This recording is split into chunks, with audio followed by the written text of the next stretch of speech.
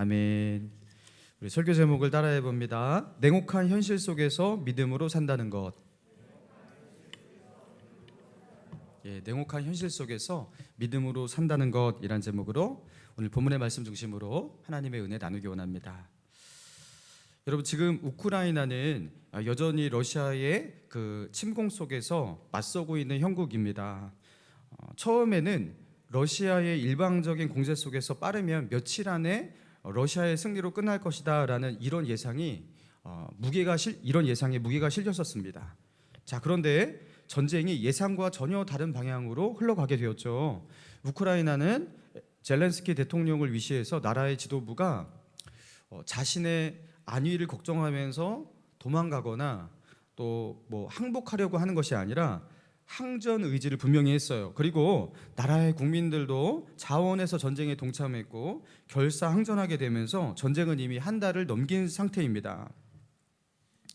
지금 러시아는 전쟁을 끝낼 수도 없고 이대로 계속 지속할 수도 없는 난관에 봉착한 상황이 되었습니다. 자, 이게 어떻게 이렇게 예상과 전혀 다른 방향으로 전개되었을까? 절대적 약세라고 생각했던 우크라이나가 자신들보다 훨씬 더 전력이 우위에 있는 압도적인 전력을 가지고 있는 러시아에 맞서서 어떻게 이렇게 전쟁을 싸울 수 있었을까? 그랬기 때문에 자신들보다 압도적인 전력을 가지고 있는 큰 나라인 러시아에 맞서 싸우려는 항전 의지를 가졌기 때문에, 여러분, 그래서 그들이 지금 이렇게까지 올 수 있었던 거예요. 왜입니까? 그렇게 싸우려고 하는 대통령의 어떤 그 결단, 이걸 보고 국민들이 감동을 했어요. 그리고 국민들이 그 전쟁에 동참하고 또 이렇게 싸웠어요. 싸우는데 그 모습을 보니까 또 세계의 많은 그 나라들이 그것을 또 보고 감동을 했어요. 그래서 어떻게 합니까?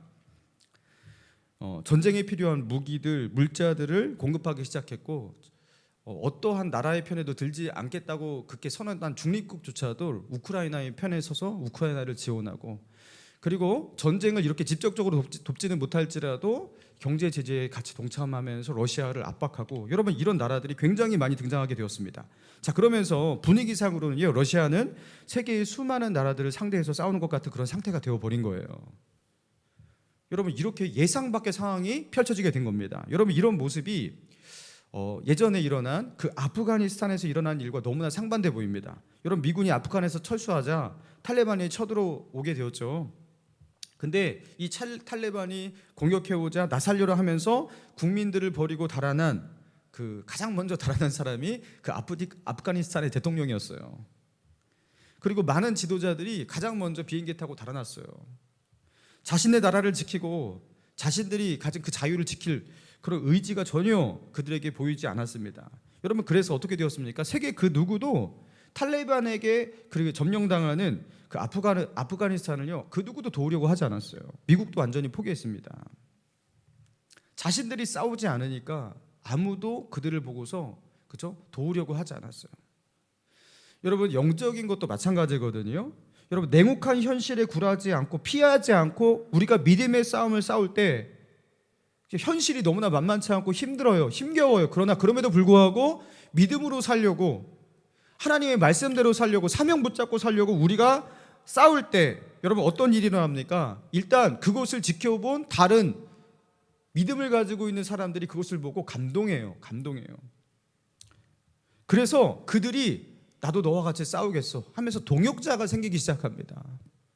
우리가 믿음의 행동을 하잖아요. 그러면 믿음의 행동을 했기 때문에 동역자가 생기는 거예요. 자, 그리고 그 무엇보다 우리가 믿음의 싸움을 싸울 때 결코 우리를 보시고 가만두지 않으시는 그분이 계시죠. 누구십니까? 하나님이세요. 하나님께서 우리를 보시고 어떻게 하십니까? 내가 너와 함께 하리라. 하나님의 참전입니다. 하나님께서 개입하시기 시작하는 거예요. 그리고 이 싸움은요, 이제 완전히 다른 판도로 바뀌게 되는 겁니다. 여러분, 중요한 것은 그래서 무엇이에요? 냉혹한 현실에 순응하지 않는 거예요. 그리고 그 현실 속에서 믿음으로 싸우는 거예요. 믿음의 항전 의지가 중요하다는 거예요. 이게 쉽지 않은 싸움이고 절대적인 열세의 싸움일지라도 우리가 진리를 붙들고 하나님의 뜻을 붙들고 믿음의 항전 의지를 가지고 싸울 때 여러분 하나님은 그 믿음의 항전 의지를 확인하시고 여러분 어떻게 하시는 거예요? 우리를 도우십니다. 그리고 하나님께서 역사하십니다. 그래서 이 싸움을 절대적 열세인 이 싸움을 완전히 판도를 바꾸어 내시는 그렇게 일하시는 하나님의 역사를 우리로 하여금 보게 하시는 거예요. 할렐루야. 예, 여러분 그런 맥락 속에서 오늘 본문의 말씀 우리가 살펴보기 원합니다. 지난 시간에 내용을 잠깐 요약하자면 여러분 기드온과 300용사가 시작한 이 미디안과의 전쟁, 하나님의 말씀을 따라 나팔을 불고 항아리를 깨트리고 소리를 쳤을 때 미디안은 자중질환, 스스로 혼란스러워서 자신의 편끼리 칼로 치고 죽이는 그런 일들이 일어났어요. 그래서 13만 5천의 사람들 중에서 12만 명이 거기서 죽었습니다. 12만 명이. 그리고 그 중에서 죽지 아니한 1만 5천의 미디안 군대가 피해서 도망가게 되는데요. 지금 오늘 본문은 그 도망가고 있는 미디안의 1만 5천을 기드온이 추격하고 있는 상황인 거예요. 자, 4절입니다. 4절 우리 같이 한번 읽어봅니다. 시작. 기드온과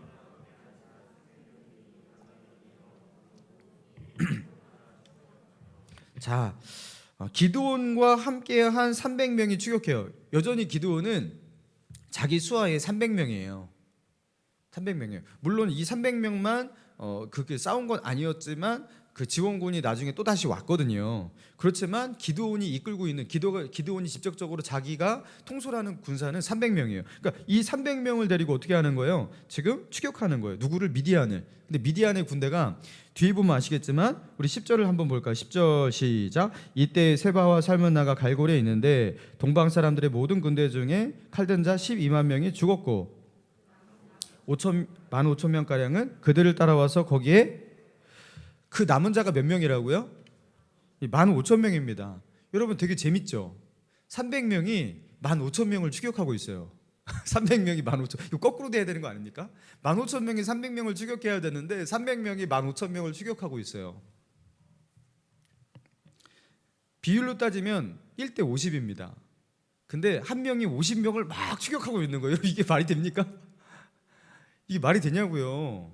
되게 무모한 거 아니겠습니까? 이거 잘못하면 죽지 않겠습니까? 여러분 그런데 이 300명 기드온의 300용사들이 이제는요 전쟁에 대한 시각이 완전히 바뀌었어요. 이 전쟁은 누가 싸우는 전쟁이다? 하나님이 싸우시는 전쟁이다. 이거 우리의 칼로 이기는 전쟁이 아니다. 이 숫자는 큰 의미가 없다. 우리는 믿음으로 그냥 나가면 된다. 이렇게 전쟁을 인식하기 시작한 거예요. 적군에 비해서 전력이 상대적 우위에 있기 때문에 우리가 이길 것 같은 그런 가능성, 개연성이 높기 때문에 그래서 우리는 싸운다 이게 아니라는 겁니다. 자, 그렇게 해서 추격하고 있는데요. 자, 5절을 봅시다. 같이 있습니다. 시작. 그가 숫곳 사람들에게 이르되 나를 따르는 백성이 피곤하니 청하건대 그들에게 떡덩이를 주라.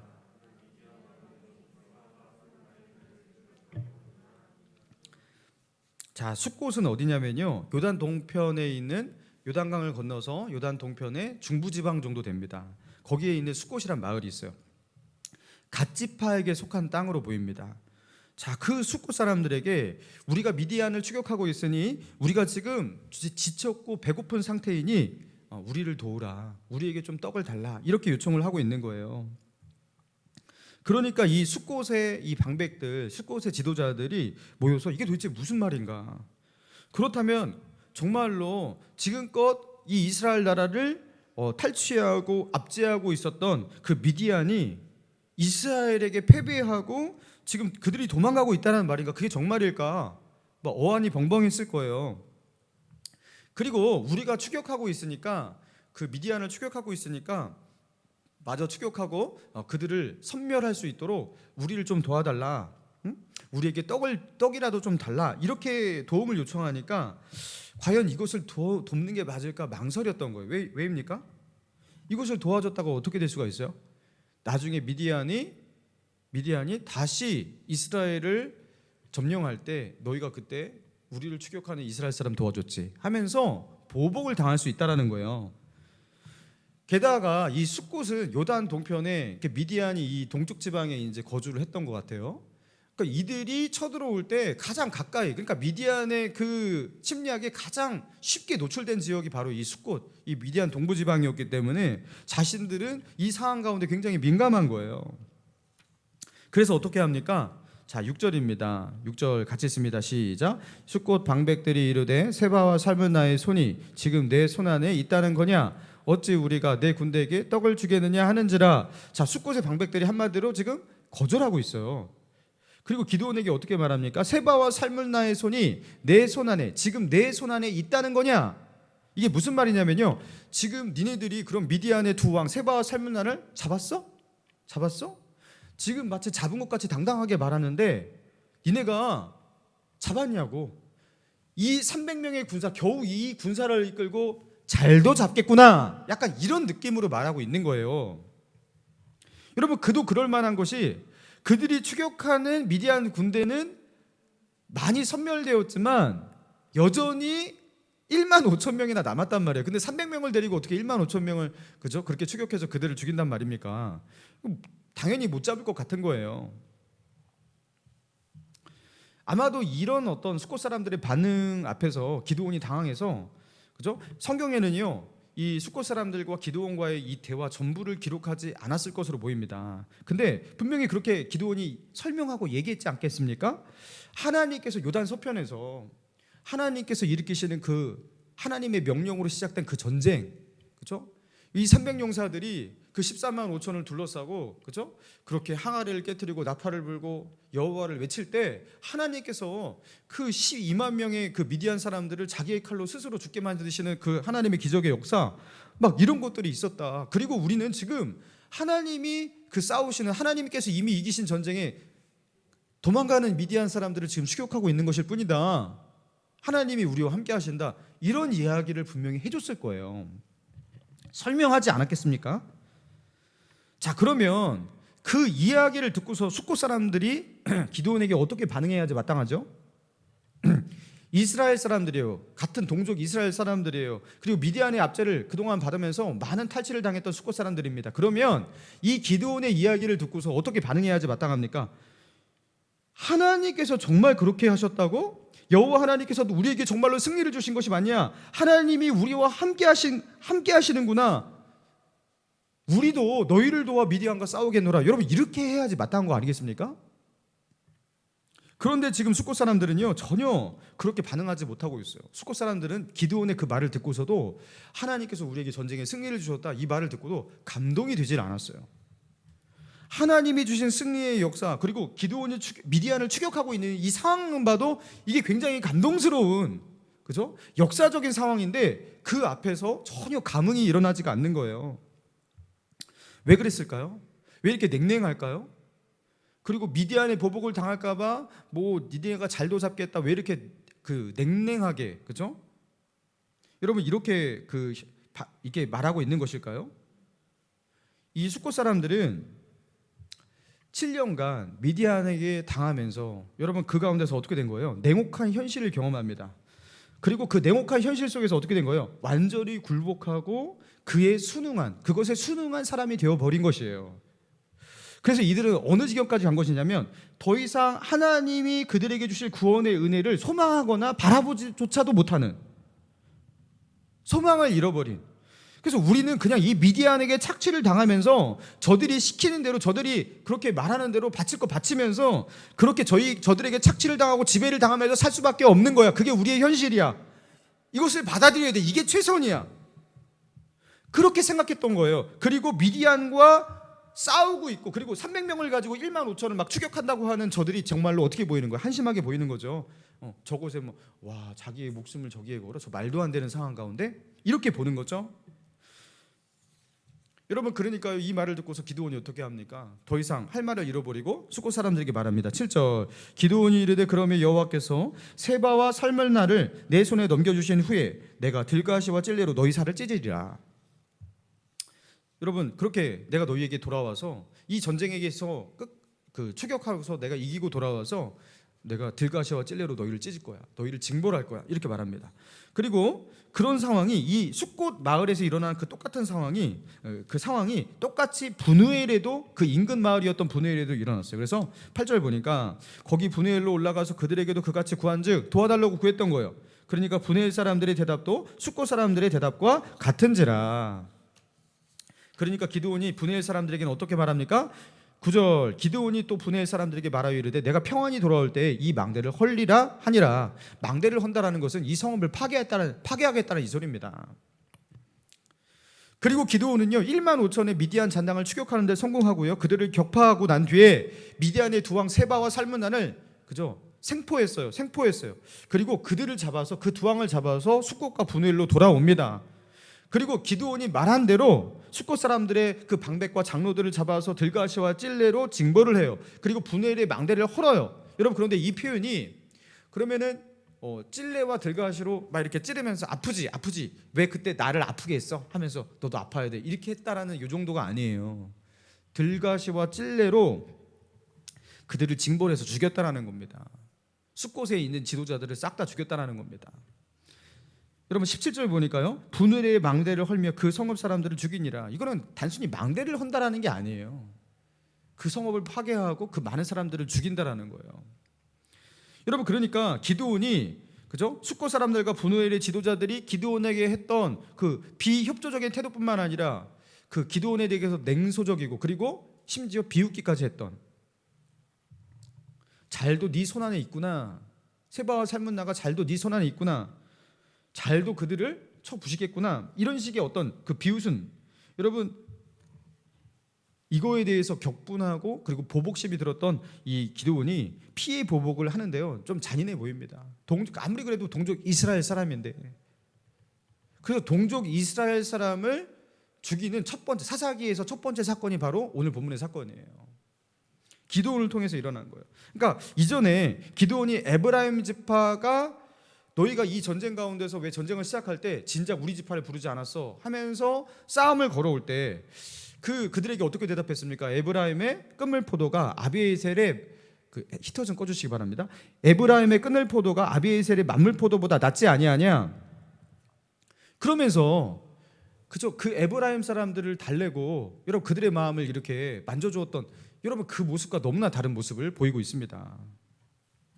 여러분, 그런데요, 그래서 이 기드온의 이 모습에 굉장히 실망스러운 여러분 그런 해석을 하시는 분들이 굉장히 많은데요. 근데 이 맥락을 보면 이 숫곳 사람들과 부두엘 사람들의 이 태도, 그리고 에브라임 지파들의 그 태도가 좀 차이점이 있어요. 여러분, 에브라임 지파는 최소한 기드온을 도와 싸웠습니다. 도와달라고 하니까 사자들을 보내니까 그들은 나와서 싸웠단 말이에요.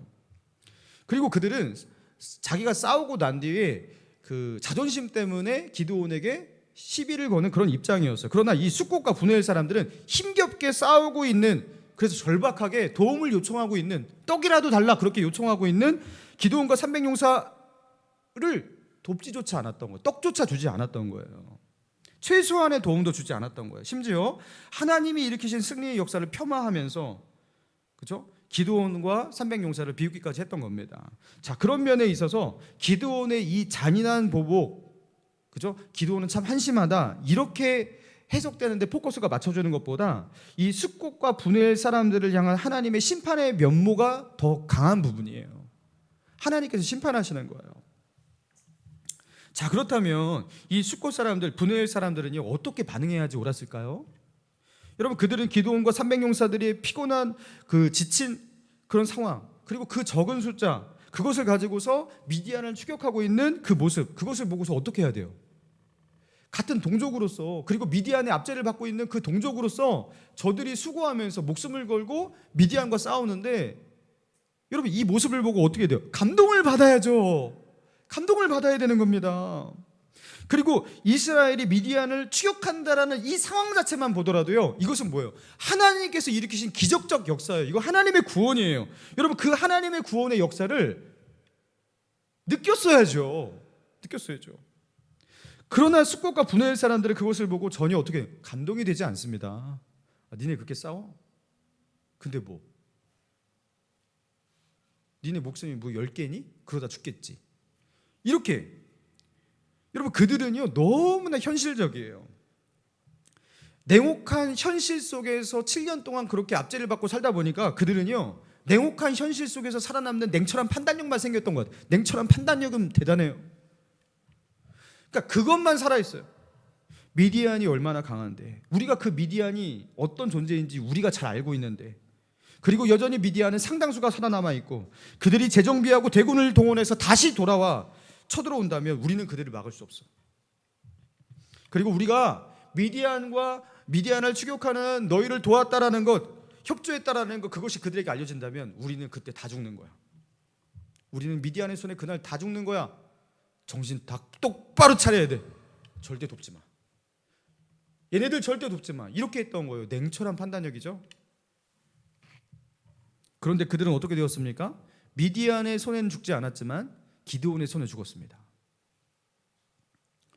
결국에 그들은요 죽었어요.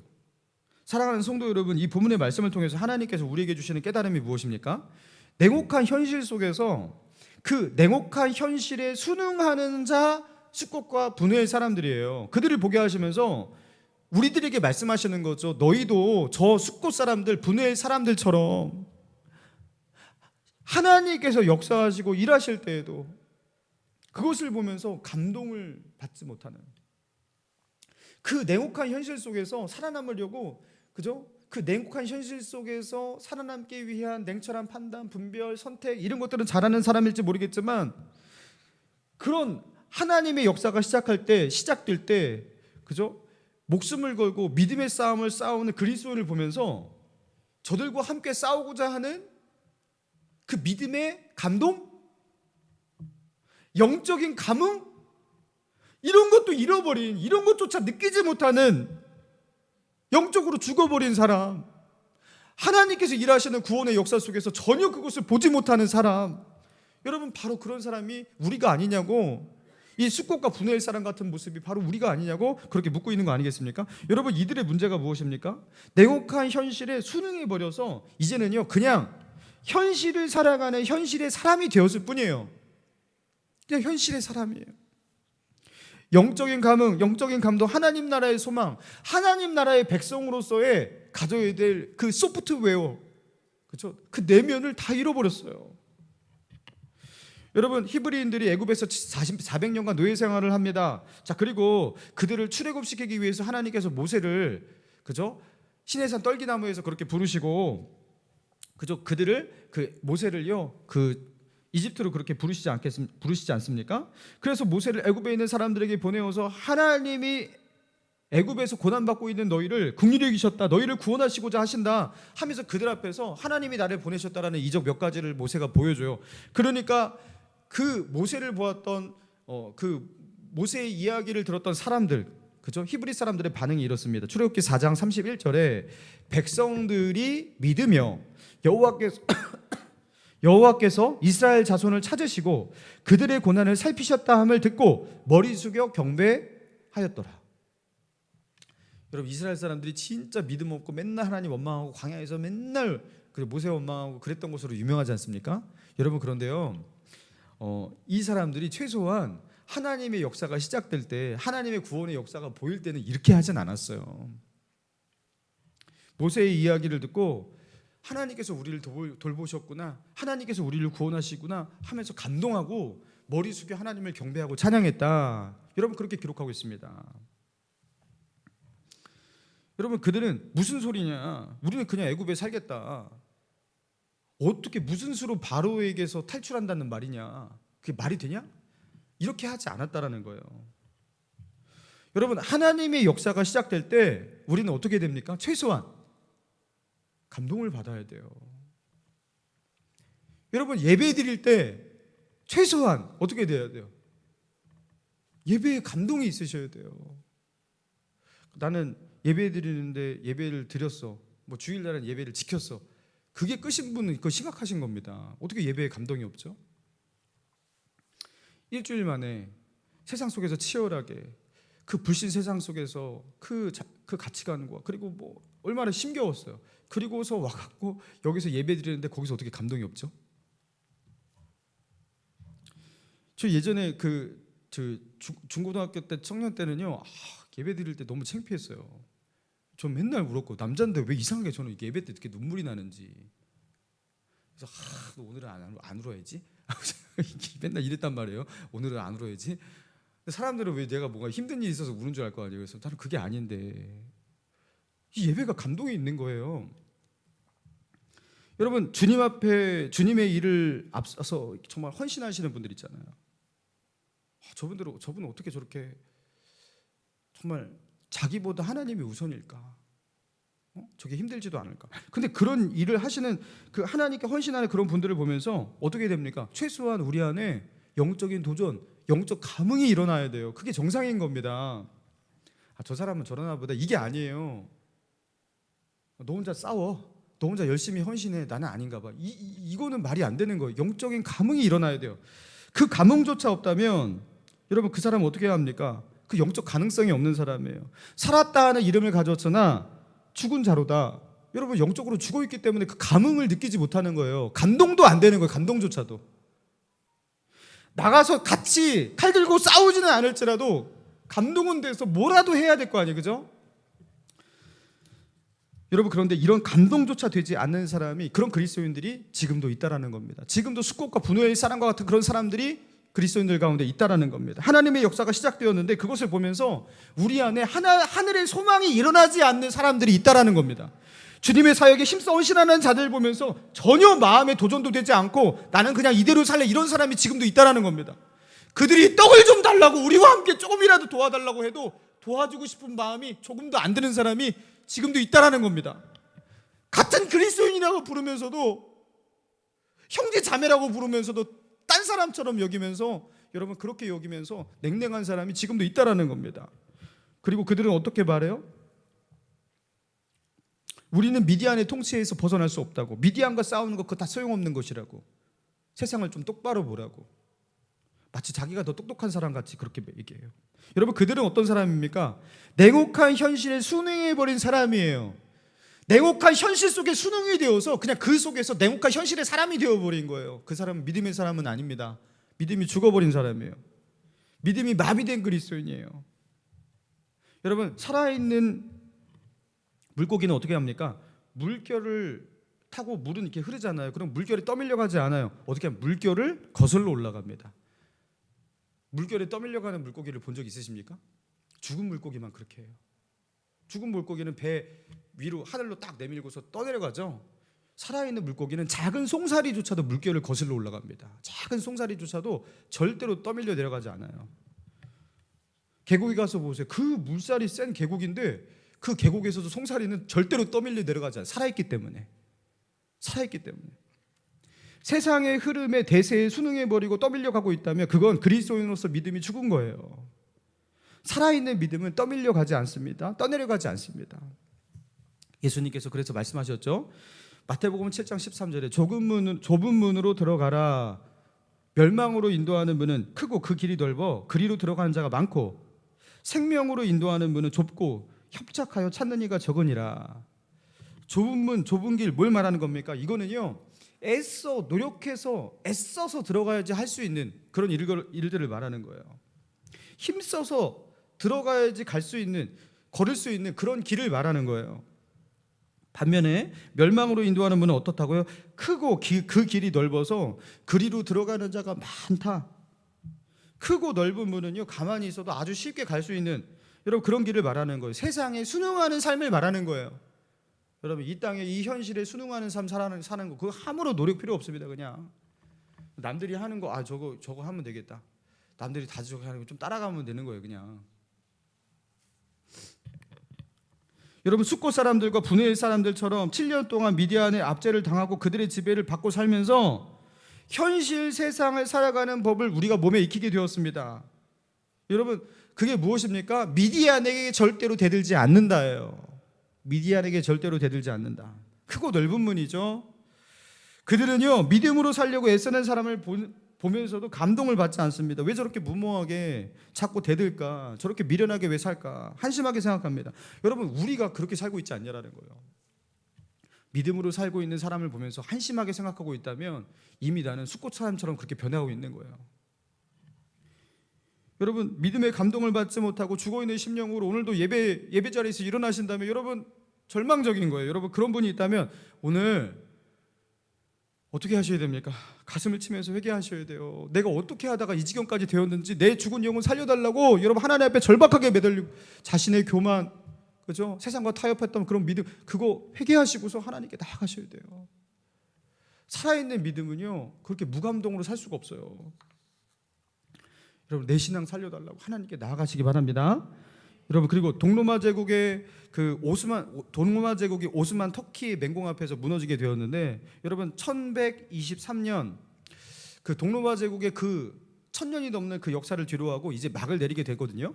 근데 이 동로마 제국이 무너질 때 제국의 황제였던 콘스탄티누스 11세가 매우 용맹한 모습을 보여주게 됩니다.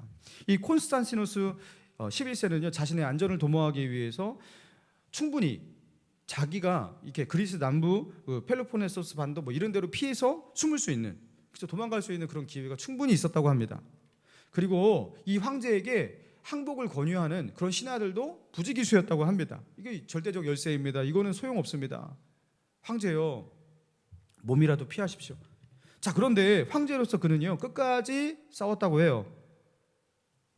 심지어 이 동로마를 돕기 위해서 같은 그 동맹이었던 기독교 국가들조차 구원병을, 그렇죠? 지원병을 보내지 않았대요. 전쟁의 패배가 분명히 보였습니다. 그러나 이 황제는, 콘스탄티누스 11세 황제는요 항복할 수 없었어요. 도망갈 수 없었어요. 동로마의 시민들을 버리고 황제가 어떻게 도망가냐, 끝까지 싸우다 죽었다고 합니다. 그래서 이 오스만 터키군이 이 콘스탄티누스 황제를 어떻게 하냐면요 장례를 치러줬대요. 왜냐하면 이 명예롭게 죽었다. 그래서 명예롭게 죽은 이 황제에게 예우를 취해 주었다고 합니다. 여러분 그런데 반면에 동로마의 이 콘스탄티노플에 살고 있는 귀족들은 그러하지 못했다고 합니다. 많은 귀족들이 오스만 터키가 그저 쳐들어오는 그 전쟁 앞에서 자신의 안위만 걱정하고, 그리고 어떻게 하냐면요 그 병사들을 모집하기 위해서 재산을 쓰는 게 아니라 재산을 긁어 모아서 심지어 자신의 재산과 그 황금들을 그 굴을 파갖고 그 굴에다가 집어넣고 숨기기에 급급했다고 합니다. 그래갖고 이 동로마를 무너뜨린 정복자 오스만 터키의 메흐메드 2세가 그저 들어와갖고 이제 이 귀족들이 다 항복을 하니까 잘 봐달라고 하면서 재물을, 막대한 양의 황금과 재물을 그렇게 바치니까, 오스만 터키 황제에게 바치니까 이 오스만 터키 메흐메드 2세가요 그 동로마의 귀족들에게 이렇게 말했대요. 잘 들어보시기 바랍니다. 왜 그대는 그대의 황제와 그대의 나라를 위하여 이 보화를 내놓지 않았는가? 왜 그대들은 자신들의 나라를 지키기 위해서, 그리고 자신의 황제를 지키기 위해서 이 보물을 사용하지 않고 지금 여기서 이 보물을 내놓는 것인가? 오스만 터키의 황제가 정복자인 그들이 볼 때도 너무 이게 말이 안 돼 보였던 거예요. 그리고 그 귀족들이 너무나 변절져 갖고 지저분하게 보였던 거예요. 어찌 신하인 당신은 자신의 주군의 목숨을 지키고, 죽은 목숨을 지키고 그 나라를 위해서 그렇게 싸우는데 자기의 목숨 지키고 재산 지키는데 급급해서 이렇게 지금 하고 있는가? 그러니까 오스만 터키 왕조차도 그 귀족들을 비난했다라는 겁니다. 사랑하는 성도 여러분, 왜 그대는 그대의 황제와 그대의 나라를 위하여 이 보화를 내놓지 않았는가? 여러분 이게 남의 말 같지가 않아요. 여러분 우리의 왕이 누구이십니까? 우리가 속한 나라가 어디입니까? 우리의 왕은 예수 그리스도예요. 그리고 예수 그리스도의 나라가 우리가 속한 나라입니다. 그래서 우리는 그리스도의 백성이라서 그리스도인이라고 불려집니다. 지금도 그리스도의 나라를 위하여 저 이슬람 땅, 저 중국, 저 인도, 그리고 저 북한 많은 사람들이 피 흘리고 있고, 지금도 많은 선교사님들이 목숨을 잃고 있고, 그 속에서 교회를 지키고 영혼들을 지키기 위해서 싸우는 수많은 사람들이 있고, 복음을 전하는데 먹을 것이 없고, 자기의 가족, 아내를 지킬 수가 없고, 선교를 하는데 후원하는 교회가 없고, 재정이 없고, 여러분 이런 상황이 너무나 많다라는 거예요. 근데 우리는 그걸 몰라요. 그거는 선교사님이 해야 할 일이에요. 나와 큰 상관이 없어요. 나는 교회에서 선교 헌금 몇만 원 하니까. 그리고 나는 나 먹고 살기에 너무 빡빡하고 힘들고 지금 그거에 신경 쓸 만큼 그렇게 나는 한가롭지가 못해요. 요게 지금 뭐냐면 숙곡과 분해일의 느낌 아니겠습니까?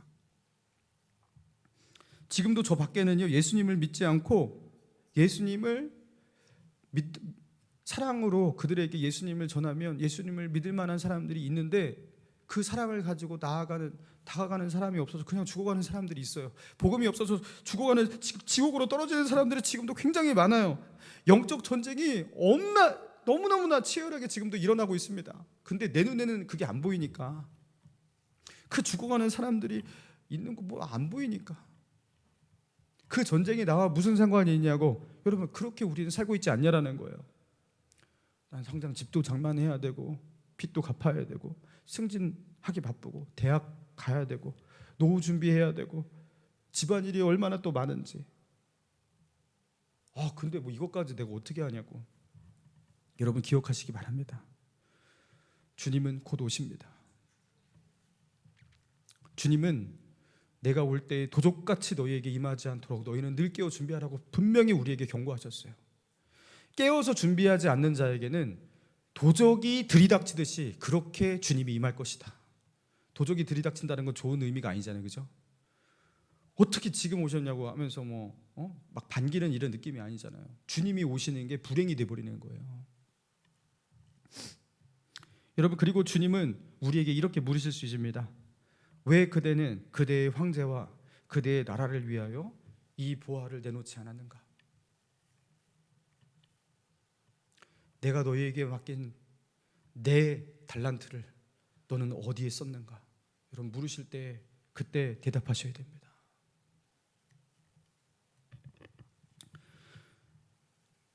최근에 우리 목감신일교회 우리 청년부에 우리 청년지체들 몇몇을 하나님께서 보내주셨어요.